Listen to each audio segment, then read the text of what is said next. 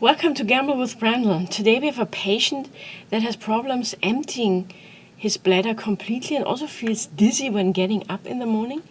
And the symptoms started after taking a new drug that he was prescribed for his burning pain around his lower back.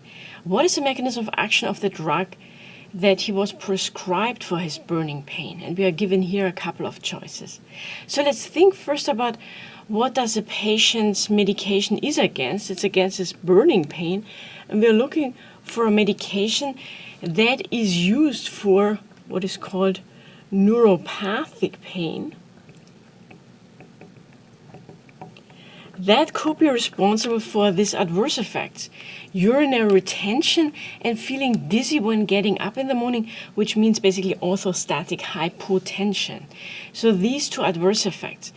And let's see if there are any drug classes mentioned here that would be used for neuropathic pain, prolonging the inactivated state of sodium channels. Well, so here we have some anti-seizure medications, anti-epileptic drugs that do that and are used for neuropathic pain.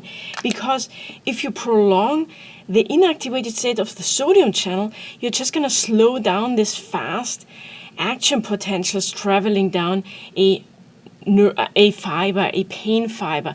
So you're always going to hold the sodium channel that switches through the three stages: activated, open, inactivated. Just hold it always a bit, and then it just slows down this fast trains of action potentials. And these are drugs like gabapentin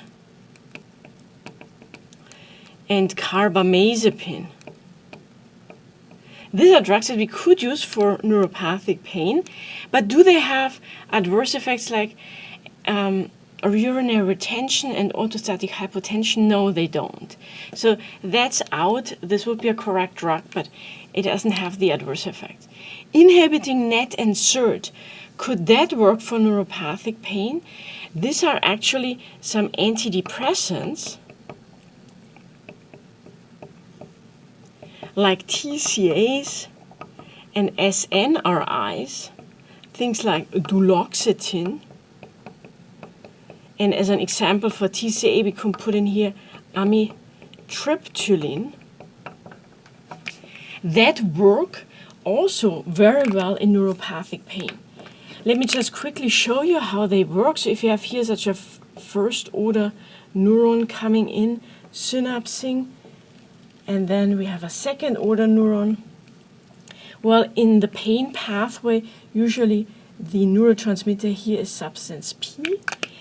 And now, obviously, there are other pathways that influence the pain signal. For example, these descending pathways that we find here also, they release norepinephrine. These descending fibers, they are usually under the control of GABA. So let's put in here also a GABAergic neuron up here. So what's happening is that these descending pathways are responsible for slowing down this pain signal, because here, for example, alpha-2 receptors, so the norepinephrine that is released here is going to act on this alpha-2 receptors, GI-coupled receptor, so you're going to get less of the substance P, and then there's a less of the pain signal. That's how these descending fibers work.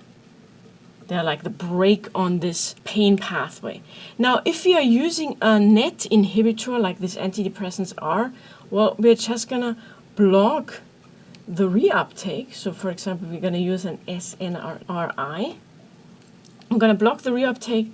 There's more norepinephrine around, and then this can do its job. It can act at the alpha-2 receptor, and we're going to have less of a pain signal. So that's how those work. TCAs are also just SNRIs. So again, for this antidepressants, they also work on serotonergic neurons. However, for the pain pathway, it's mainly the norepinephrine that does the job. So amitriptyline is a TCA, and remember, TCAs, we sometimes call them dirty SNRIs. They do the same like duloxetine, but they have other effects as well. They're dirty because they also block alpha-1 receptors, they block muscarinic receptors. And now we can think about, well, if we block alpha-1 receptors, then that could be responsible for the orthostatic hypotension. And if you block muscarinic, well, if you block muscarinic, we have urinary retention, constipation, all this anti-muscarinic adverse effects. So this definitively seems like a good choice. So probably he was prescribed amitriptyline, an antidepressant. Now let's just finish these up. So stimulating mu receptors, these are our opioids, and they are not first-line drug for neuropathic pain. Inhibiting COX are the NSAIDs, and they're also not used for neuropathic pain.